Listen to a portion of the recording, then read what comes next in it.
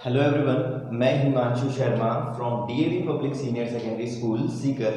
आज क्लास 8 के लिए हम chapter number 1 crop production management में पार्ट नंबर 3 में हम आज पढ़ने जा रहे हैं जो वेरियस एग्रीकल्चरल प्रैक्टिसेस होती हैं, मतलब विभिन्न विभिन्न जो कृषि पद्धतियां होती हैं, मतलब किस तरीके से अगर हम एग्रीकल्चरल मतलब कृषि करने जा रहे हैं तो किन किन स्टेप बाय स्टेप हमें आगे बढ़ना पड़ेगा, इसके बारे में हम बात करेंगे।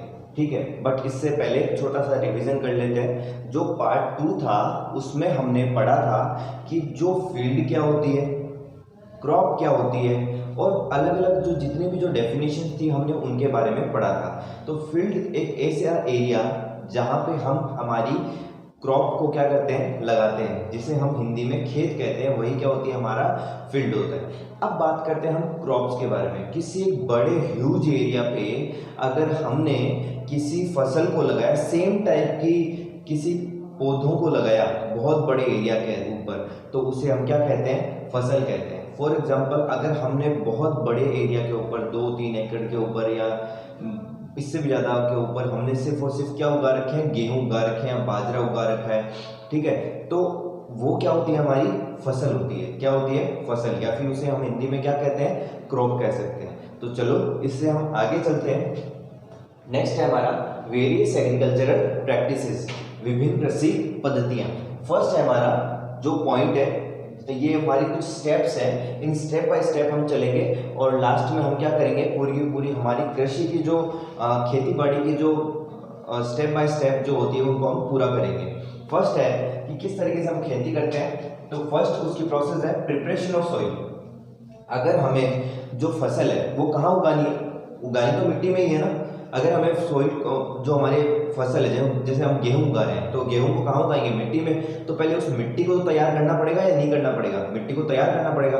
अगर मिट्टी को तैयार कर रहे हैं तो किसके साथ में हम उसको तैयार करेंगे, हम हो सकता है वहां पे हल चला रहे हो, ठीक है, हम हल चला के उसको तैयार कर सकते हैं, उसके ऊपर थोड़ा पानी डाल सकते हैं, और अगर मान लो पहले से कोई अनवांटेड वहाँ पे प्लांट्स उगे हुए हैं तो उनको क्या कर सकते हैं, वहाँ से हटा सकते हैं। पूरी मिट्टी को हम क्या कर सकते हैं, तैयार कर सकते हैं।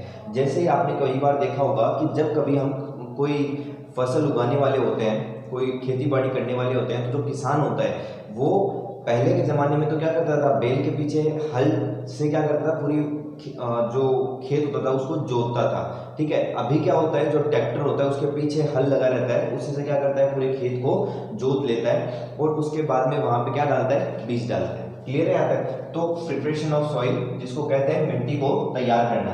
अब मिट्टी को तैयार कर लिया, मिट्टी को तैयार करने के बाद में क्या करेंगे, सोविंग। सोविंग का मतलब जो बीज है, जो जैसे हम गेहूं उगा रहे हैं तो गेहूं को क्या कर देंगे, उस मिट्टी के अंदर बो देंगे, ठीक है, उनको लगा देंगे गेहूं को। फिर नेक्स्ट है हमारे पास एडिंग फर्टिलाइजर एंड मैन्योर। अब हमने उसमें क्या ऐड कर दिया, फर्टिलाइजर्स ऐड कर दिया। कुछ केमिकल फर्टिलाइजर्स आते हैं, जैसे कोई कीटनाशक हो गया, ठीक है। कई बार क्या होता है, फसलों को कीड़े लग जाते हैं या फसल जो है वो अच्छी पैदा हो, ठीक है, उनको न्यूट्रिशंस, जो ग्रोथ न्यूट्रिएंट्स होते हैं वो प्रॉपर अमाउंट के अंदर मिल जाए, ताकि जो हमारी फसल की पैदावार है वो बहुत ज़्यादा अच्छी हो। इसलिए हम उसके अंदर क्या ऐड कर देते हैं, फर्टिलाइजर्स ऐड कर देते हैं, जो मार्केट के अंदर अवेलेबल होते हैं। केमिकल फर्टिलाइजर्स होते हैं जो केमिकल से मिलकर बने हुए होते हैं। कई हद तक तो ये हमारी जो फसल होती है या फिर जो हमारी लैंड होती है, ज़मीन होती है, उसको भी खराब करते हैं, बट फिर भी जो लोग होते हैं उसको यूज़ करते हैं ताकि जो पैदावार हो वो क्या हो, अच्छी हो जाए। फिर एक या 2 महीने तक या फिर 1 साल तक उस लैंड को क्या कर देते हैं, छोड़ देते हैं, उस वहाँ पे कुछ भी नहीं उगाते, तो फिर से वो न्यूट्रिशन या न्यूट्रिएंट्स क्या हो जाते हैं, वापस उसके अंदर आ जाते हैं। क्लियर है। अब नेक्स्ट बात करते हैं हम इसके मेन्योर के बारे में। तो मेन्योर क्या होता है, मेन्योर वो होता है जैसे गाय का गोबर या जो इनका जो जितने भी हमारे पास जो कैटल्स होते हैं उनके यूरिन, ठीक है, मवेशी होते हैं ना, जो हम गाय भैंस बकरी जिनको भी हम पालते हैं, उनका यूरिन या उनका डंग, ठीक है, गोबर वगैरह, उनसे मिलके हम क्या बनाते हैं, खाद बनाते हैं। और खाद को हम क्या करते हैं, फिर पेड़ों में डालते हैं, पौधों में डालते हैं, जो हमारी फसल है उनमें डालते हैं, ताकि उनको क्या मिलता रहे, न्यूट्रिएंट्स मिलता रहे। या फिर हम ये कह सकते हैं जो हमारे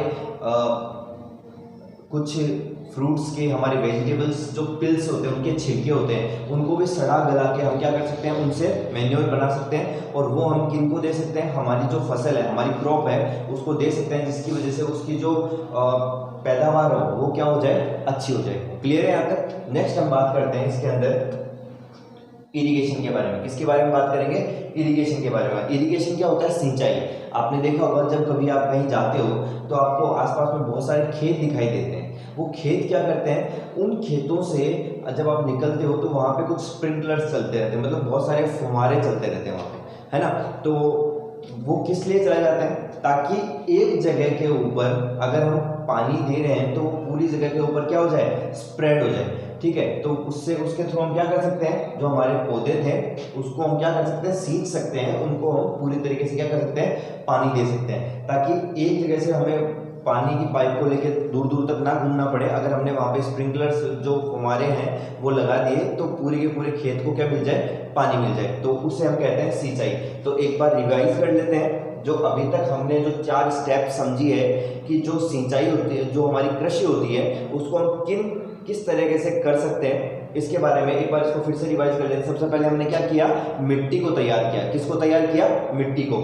फिर हमने क्या किया, जो तैयार हुई हुई मिट्टी थी उसके अंदर हमने बीज बो दिए। ठीक है, कुछ टाइम बाद में हम उसमें क्या ऐड कर देते हैं, फर्टिलाइजर और मैन्योर उसमें ऐड कर देते हैं, ताकि उसके अंदर जो कीड़े वगैरह है वो ना लगे उन बीजों के, या फिर जो हमारी फसल की पैदावार है वो क्या हो जाए, बहुत ज़्यादा अच्छी हो जाए। इस वजह से हम उसके अंदर क्या ऐड कर देते हैं, फर्टिलाइजर या फिर मैन्योर को ऐड कर देते हैं। नेक्स्ट है हमारा इरिगेशन। इरिगेशन को हिंदी में क्या कहते हैं, सिंचाई।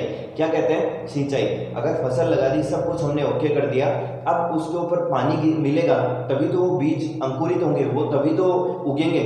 ठीक है, फिर हम बात करते हैं प्रोटेक्शन फ्रॉम वीड्स। ये बहुत ज़्यादा इंपॉर्टेंट है। अगर आपने पानी दे दिया, आपने फर्टिलाइजर दे दिया, आपने मैन्योर दे दिया, आपने सारी की सारी चीज़ें उसको दे दी, सब कुछ दिया, बीज भी अच्छे तरीके से, खेत की जोताई भी बहुत अच्छे से आपने कर ली, पर अगर आपने जो वीड्स से उसको नहीं बचाया तो आपकी फसल क्या हो सकती है, खराब हो सकती है। वीड्स क्या होते हैं, वीड्स जो आपके अनवांटेड प्लांट्स होते हैं, ठीक है, जिनको आप चाहते नहीं हो फिर भी वो आपके खेत के अंदर आपकी फसल के साथ में क्या हो जाते हैं, उग जाते हैं, तो वो आपकी फसल को क्या कर सकते हैं, खराब कर सकते हैं। किस तरीके से खराब करेंगे, ऐसे समझो कि आप हो, आपकी थाली में इतना ही खाना है कि आप खुद खा सकते हो। अगर उस थाली में कोई और आके बैठ जाए और खाना खाने लग जाए, ठीक है, तो आपका पेट भर पाएगा क्या, नहीं भर पाएगा। अगर ऐसा एक दिन हो तो चल सकता है, बट ऐसा अगर लगातार होता रहे,